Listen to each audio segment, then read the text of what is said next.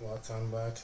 So here we are again. Today I'm going to talk about actually creating profiles for your PS3 controller to work with the Sixaxis on your phones. I'm not basically talking about the Sumsung Galaxy S3, but in my case that is what I have here. And before you start and you capturing the screens, you might want to have at hand a program that will help you in capturing the screens. That is before you start creating the profiles. So let's fly to the Play Store and then find some programs which is going to aid us to capture the screen. For instance, screenshots. So if you type the screenshot, you're going to see various applications. In my case, I have only two applications here, and I'm going to just jump in for the first one, the Screenshot UX trial, which I think might be convenient, and of course it looks more professional.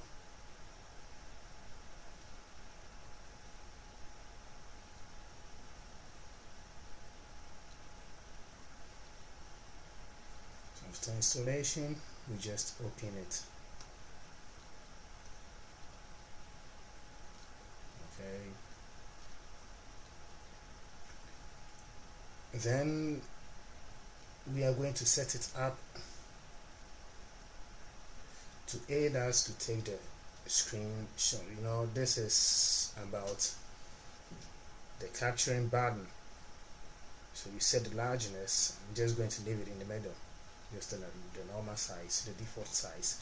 So shake to screenshot. No, we are not going to use that. We are just going to stick to the button, to the camera button. That is all.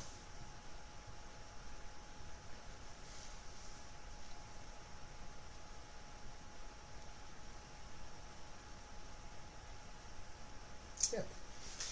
So I think this is all we need to set up. So after setting it up, we just press the start service and it goes behind. So actually you are going to see this button here on the screen, which you can move it along on any angle of the screen you want. So we're just going to leave it here. And the game I'm going to use for this trial is Samurai Vengeance. You might be wondering why I like that game so much. It's just fun. Alright, so let's go and search for Samurai.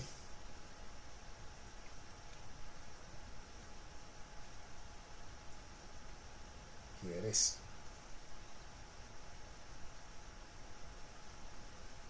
So we just hop into the game and take some screenshots. First of all, we take the screenshot of the menu. Okay, save.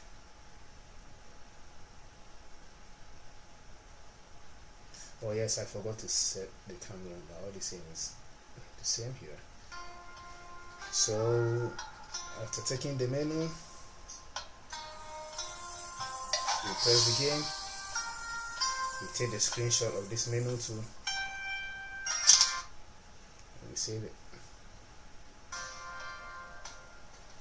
Then we go to the in-game.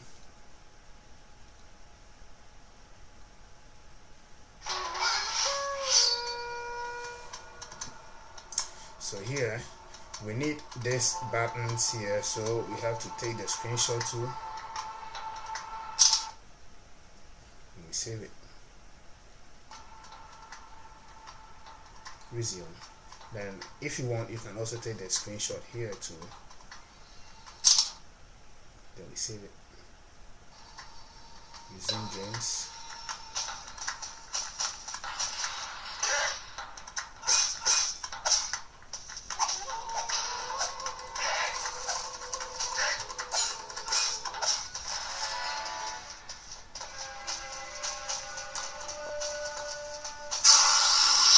Alright. So we exit the game now. We're going to choose chapter 1, punishment.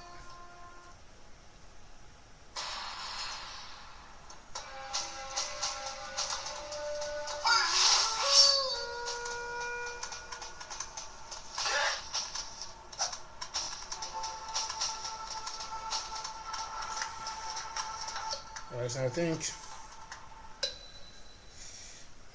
this is not all the screen but all the same. Yeah, you might make sure you take this one to just to be handy. You know, when this screen pops up, it actually saves a lot of time instead of you pressing the down or the forward, so that you go ahead straight away, you use a controller instead. Then one thing which is actually not showing on the screen, is this button here. Have you realized that this button here is not actually shown on the in-game, but it's actually found below this heavy attack button here. So you just go ahead, whatever you set for the heavy attack also serves for this button here, which means interact with the object, so you have no problem with that. So we go ahead and we exit the game since we got the screenshot we want. So now what do we have to do? We have to go to the application, which is the Sixaxis controller. Now you can go ahead and exit the screenshot application, which of course you need to. Alright, it's not in the memory, it means it's fresh. Screenshot UX trial, and you stop the service because you don't need it now. Okay, so we're going to go into Sixaxis. Here we are, and I've not even started yet with the controller because we've already paired it in the previous video. So if you haven't watched the video, you might have to go and see how it is paired. So that you give it a try. So here we go. You might want to press the menu, preferences, touch emulation, edit touch profiles. You double tap for the menu, or you press the menu for the menu. So here what we're going to do is to import some of the pictures we took for Samurai Vengeance, and we place the various buttons and map it to it. So change background, that is what we're going to do, and it opens up directly your image folder. So you go ahead where your images have been stored and you click on it to bring it up. Here's a screenshot. So first of all, you might want to set anything. Let's just go with anything. So I'm going with let's start with the first one first. This screen looks somehow clumsy, but this is not how you're going to work, because you won't actually have the game in this way. So you press the menu button again, and you have the edit background button here. So you just go ahead, press the edit background button, use the rotate to rotate it. Actually this way doesn't look a bit comfortable for me, so I'm going to turn it this way and then rotate it to fit what I'm looking for. After rotating, you just press the back button, and after pressing the back button, you go ahead to double tap or use the menu button. I feel more comfortable using the menu button, so I go ahead using the menu button, and I press add button, and it comes right here. So first of all, I'm very much interested in the start button, since that is the one I'm going to use to skip the video.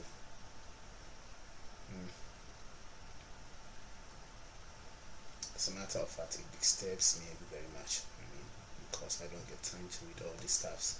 So if you're like me, you might want to use the start button over there. So to forward the video, you need to add an additional button, which is the right to forward the video. You can choose any other button. These are my own default settings. Here we are. And then that's the button. Add button, the left for back to the video. so far so good. We are done for this screen. There's nothing more to add on this screen. So what you're gonna do now is to change the picture, change background picture, and we select another picture which is going to aid us to add more buttons. So screenshot. I'm actually going according to the screens here, so we choose the second screen. This is where we are. So exit game. If you are kind of exiting games with certain buttons, then you're gonna set that. Unfortunately, you can't have the scrolling button here because it won't actually scroll in here for you to select, since this is a touch device and this menu is only projected for touch devices. So what you're gonna do is to make sure you map every button or specific buttons for this control. What do we have here? We add buttons here. You might want to use the power button for, since it's not in use here, or the same start button here to resume the game.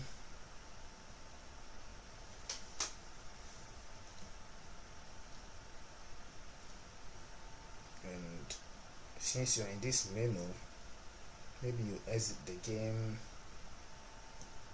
with the circular button.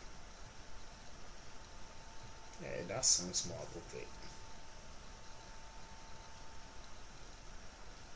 And since we are not going to deal with the controls anyway, I am not going to deal with the controls, so I'm not going for the controls. You can add it if you want. Go ahead, right ahead, changing the screen. So we change the background.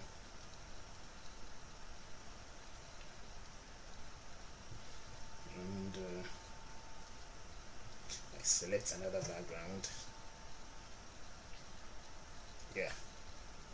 Since the first rotation I did actually was good and it suited, I mean, it automatically rotates every screen that I choose, so I don't need to rotate it over and over again. So we add the buttons here. I'm going to go ahead to add the left analog stick, which is very important. As you can see, it's a little bit round and shabby, and we're just going to make it